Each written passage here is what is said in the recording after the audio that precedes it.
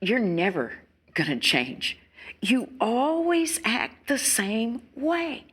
You are just like your father, just like your father. You're never going to be any different.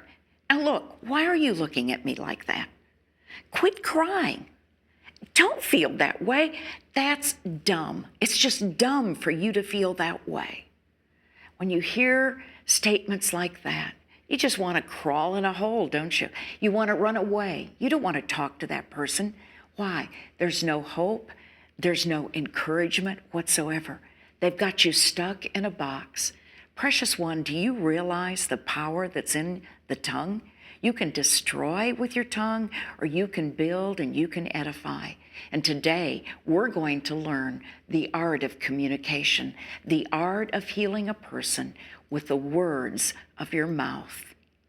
I am so excited about our half hour together today. I'm excited about it because of the potential of what God can do when you and I get His wisdom on how we're to talk to one another. You know that people have said things to you that have absolutely devastated you. You've gone about your day, but you felt like there was a dark cloud over you, and you stop and think, why am I feeling so bad? And I do this, I don't know if you do it, but then I go back through my day, and then I remember, oh, it's what someone said, or it's what I said to another person, and I feel like I failed. I feel like I didn't say the right thing, and I thought, how could you be so stupid, Kay? I want to be wise. I want to use my tongue in such a way that it will minister to other people. And this is so important, especially in marriage, because the person that you're living with is the person that you're going to spend the future with. And you can destroy that person with your tongue, or you can build that person with your tongue. You know, the home ought to be a place where we can come and be treated in a way that is going to encourage us and give us hope, a place, a shelter from the world where kind words and thoughtful words and loving words and fun words come out, and where we enjoy one another and where we feel good with each other and good about each other. So what I want to do is I want to give you a list of things today. Some things that I'm going to come at, and I hate to come at it this way, but I couldn't think of any other way to come at it. Some nevers in communication, okay? And the first thing I want you to see, and I gave this to you last week, is number one, never say always. Never say you will never change. It will always be this way. Because the minute that you do that, you're saying there's no hope. Now you can say, I will never leave you nor forsake you. That's a good never. Or I will always be with you, or I will always love you. But you don't use always and never to look at someone's character and to clamp them there in time and say, that's the way you're going to be for the rest of your life. You know, there's a wonderful verse in 2 Corinthians, and I want to take you to that verse because I didn't share it with you the last time.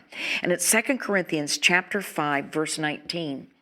And it says, namely, that God was in Christ reconciling the world to himself, not counting their trespasses against them. And he has committed to us the word of reconciliation. In other words, God doesn't say, okay, that's what you were and you're never going to change. He doesn't remind us of our trespasses. He always gives to us a word of reconciliation, a word of hope, a word that brings us back into that wonderful union and oneness. The other thing that I want you to remember is Proverbs 19:11, that it is our glory to pass over a transgression.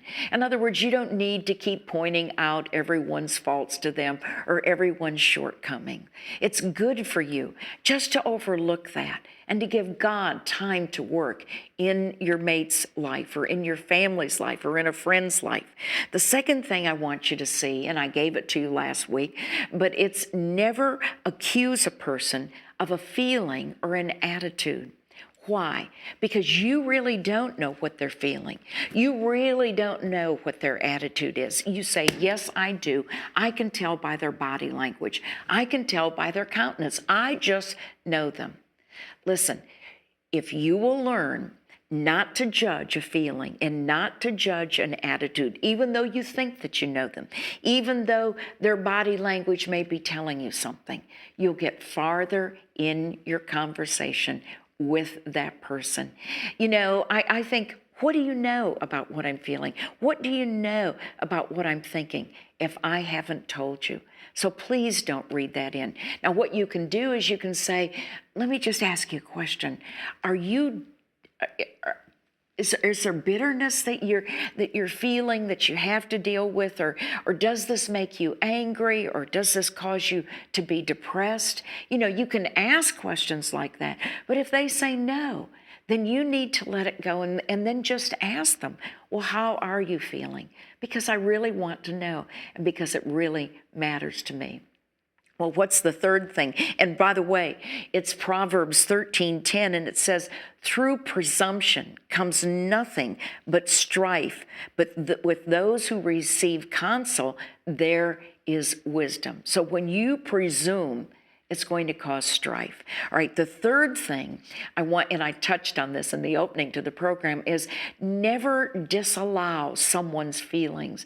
Don't say to them, you shouldn't feel like that, or you shouldn't be crying, or you shouldn't say, well, I can't believe you feel like that, or that you thought that. That is dumb. That is stupid. Don't disallow someone's feelings. I mean, feelings are not necessarily a result of correct thinking or a correct analysis on a situation, but a feeling is a feeling. Anger is an emotion. The Bible says, be angry and sin not. So anger is an emotion, and you can't control emotions. I mean, you can't stop an emotion, but you can control an emotion. So never disallow someone's feelings. You know, in James chapter 1, and let's look at it. In James chapter 1, in verses 19 and 20, there's some very good words there for us. And this is what it says. This you know, my beloved brethren, but let everyone be quick to hear and slow to speak and slow to anger. For the anger of man does not achieve the righteousness of God. So don't disallow a person's feelings, and just know this, that if you're feeling angry, then you bring in that emotion, and you make sure that you stop and that you are slow to speak. You don't say anything. You listen and you hear what's going on. And then you ask God for the wisdom of how to speak and how to deal with that person. Now, the fourth thing that I want you to see is this. You're never to attack a person's character. You're never to attack a person's capabilities, and never attack a person's intelligence. Don't attack their character, don't attack their capabilities, and don't attack their intelligence. You know, you can look at someone and you can say, you are stupid, and immediately they might believe that lie. And you say, but they are stupid. All right, let me ask you a question. If they are stupid, is it going to help them to know that they're stupid? Would you like someone to say that to you? You know, if we would go back to that so-called golden rule, and that golden rule is do unto others as you would have them do unto you. In other words, we're to love one another, and we're to love one another as we love ourselves. And therefore, when we say something to someone or we do something to someone, we need to stop and think, hey, how would this affect me if someone was saying this to me, or if they were carrying on with this kind of an attitude or this tone of voice. So you need to stop and think and consider the other person. You know, people used to say to me sometimes when I was counseling, and this is in the early days of ministry, they would say to me, I wish you could see your face. And I would say, well, what's wrong with my face? Well, I just wish you could see the look on your face. So you know what I did? I put a mirror up behind the chair where the people sat that I counseled. Now, this is in my early days of ministry, and I saw my face. And I saw, hey, the way my face looked wasn't right. And so that I began to ask God, God, fill me with your Spirit. Love these people through my eyes. Love them through my speech. And he softened me so much. Now, he still has work to do, and I want him to do it. But I want my words and I want my countenance and everything to be edifying to a person, not to be destructive. So don't ever say to a person, don't ever get something and say that you're unchangeable. In other words, if they're not telling the truth, don't say, you're a liar. You're a liar. Don't put that on their character. Rather say to them, you know, that's not true. That's a lie. You have believed a lie. Or what you're saying is a lie. It's not true. But you don't say you are a liar. Don't attack their character. All right, now, as I say all this, I just want you to know that people live up to the image that we have of them. And so many times when you're talking to a person, it's good to say to that person, look, let me just tell you that what I saw is not in keeping with who I know that you are. I know that you are so much wiser than that, or I know that you are so much kinder than that. Or you know what? That just doesn't give a right impression of you because I know you. And I know that you are so much wiser and so much smarter than the impression that you are giving. When you do that, what you're saying is, here is where I see you, and here is where you're living. And this is not you. And you need to let others see what you can be. So when you do this, always give hope. You know, there was a class in a school that all of a sudden their grades shot up. I mean, they shot up so high that the school wondered, are they cheating? What are they doing? They watched them very carefully. They weren't cheating. Their grades had just miraculously improved. And they couldn't figure out why their grades had improved. They'd given them all IQ tests, and they looked at the IQ test grades, and they couldn't figure out why they had improved. Why had they improved? I'll tell you when I come back, because in it is a great secret in communication and what we see in another person.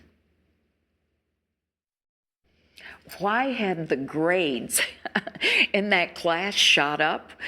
Well, they looked at the IQ test that they had recently given the students, and they couldn't figure out why their grades were better until someone noticed what they did.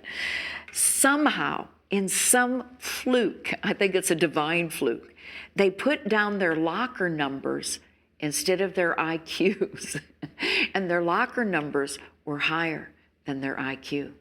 But all of a sudden, the kids saw, hey, I'm smarter than I think I am. Gosh, I can do better than what I'm doing. They rose to that false impression, but they rose, they went higher.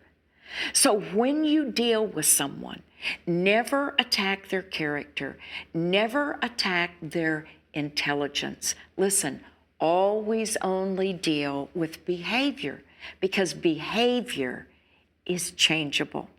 Now, I've given you this scripture before, but I've got to give it to you again because I haven't given it to you today. So it's Proverbs 18, verse 14. And it says, the spirit of a man can endure his sickness, but a broken spirit who can bear?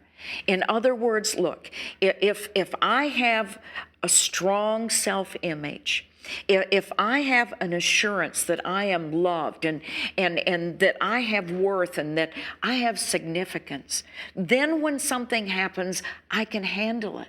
But you break my spirit, you demean me, you tell me I'm stupid, you tell me that I'll never amount to anything, you tell me that I'll always be whatever way, and it's not good.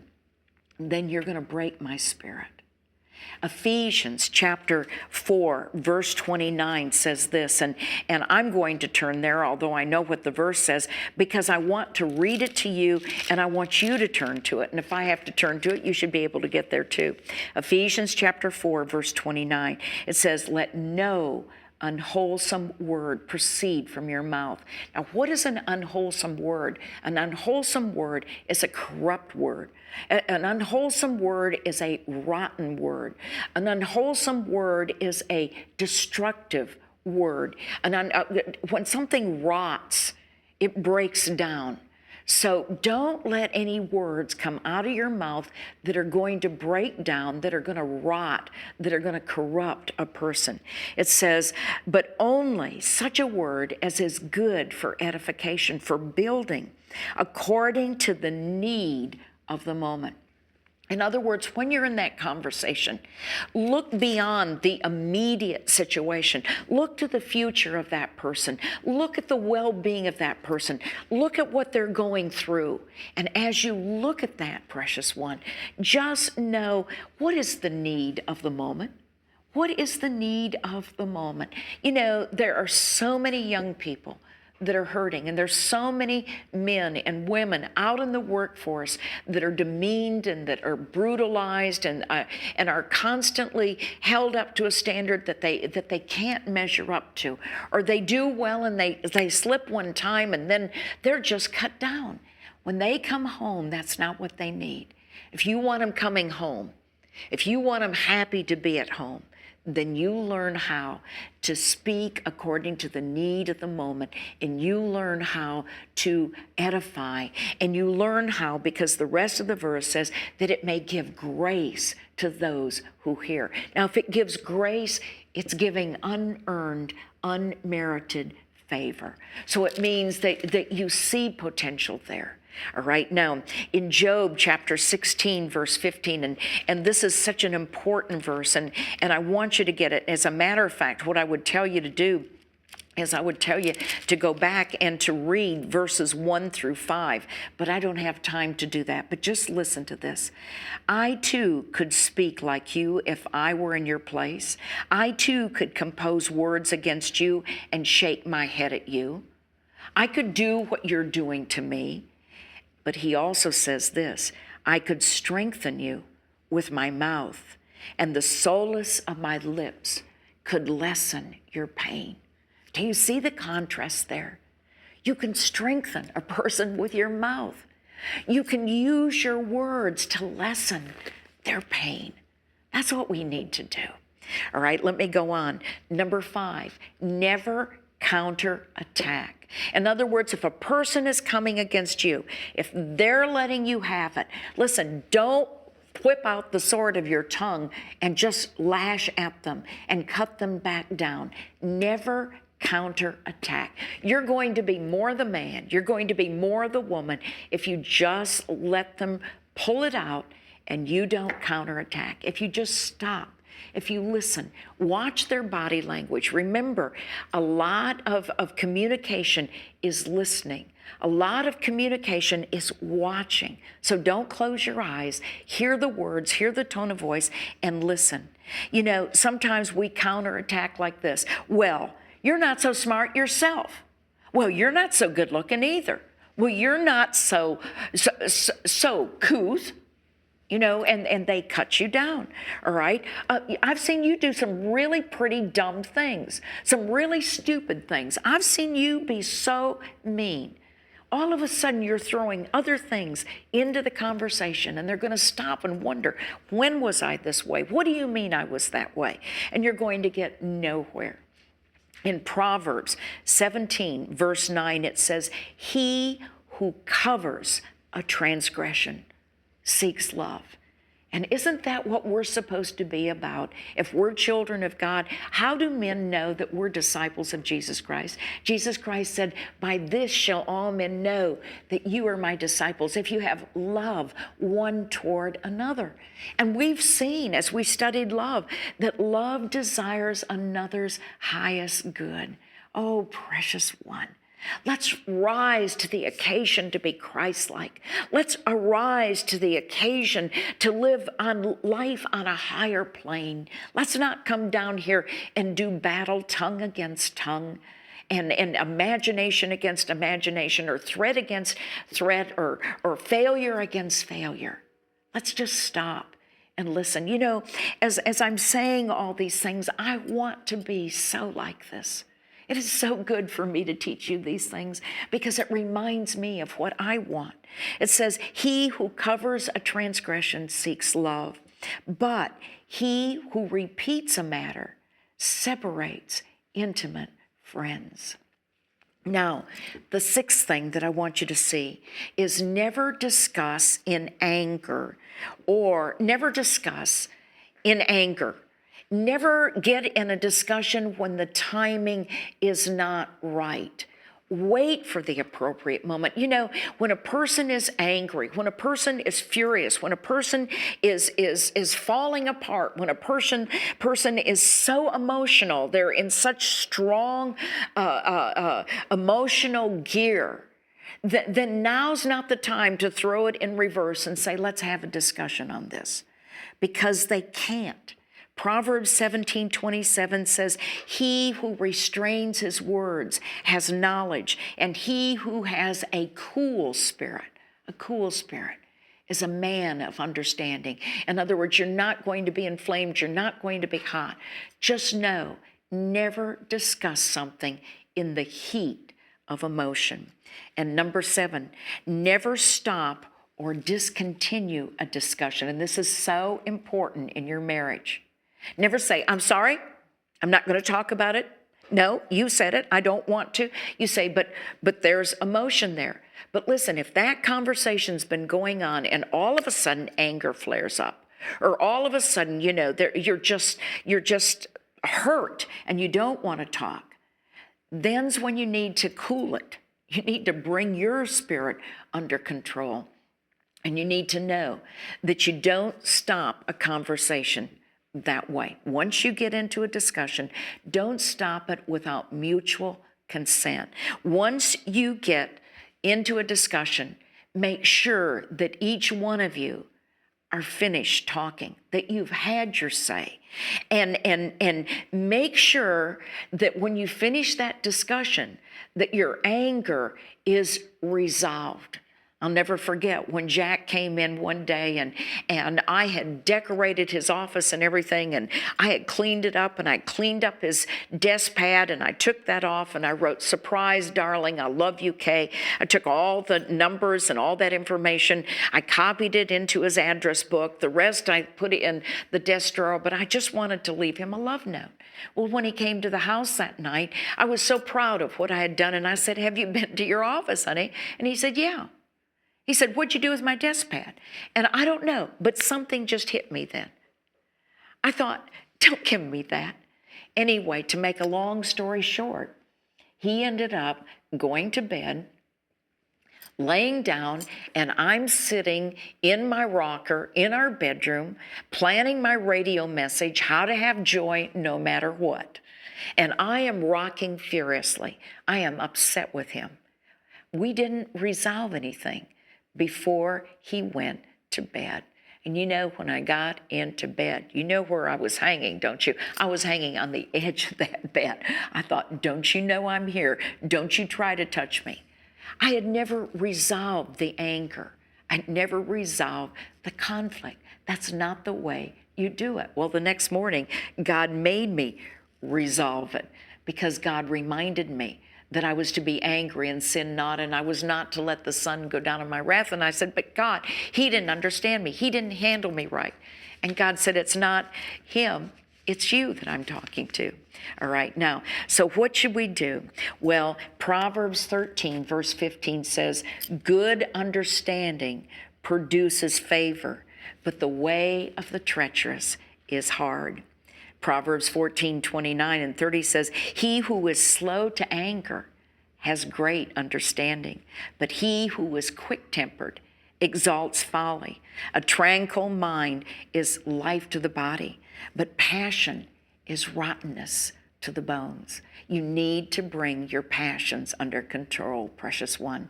You need to not let the sun go down on your wrath. You need to bring a discussion to a good conclusion, even if it's, okay, honey, we'll talk about this more tomorrow when we feel like it or when we've had a chance to think about these things. Well, listen, in your conversation, there are times when you're not going to be able to give praise because it's not due and it's not healthy because there's nothing to praise them about. But you can give encouragement. So remember, give encouragement in your conversation. Look down the road. Look at what's before us. We need someone, precious one, to love us unconditionally. We need someone who's going to believe in us. And as I say all this, I just want you to know, because we're getting ready to talk about the sexual behavior between a husband and a wife. And just remember that when you meet your husband's needs sexually, it opens him up to good conversation. And when you meet your wife's needs emotionally, it opens her up to good conversation.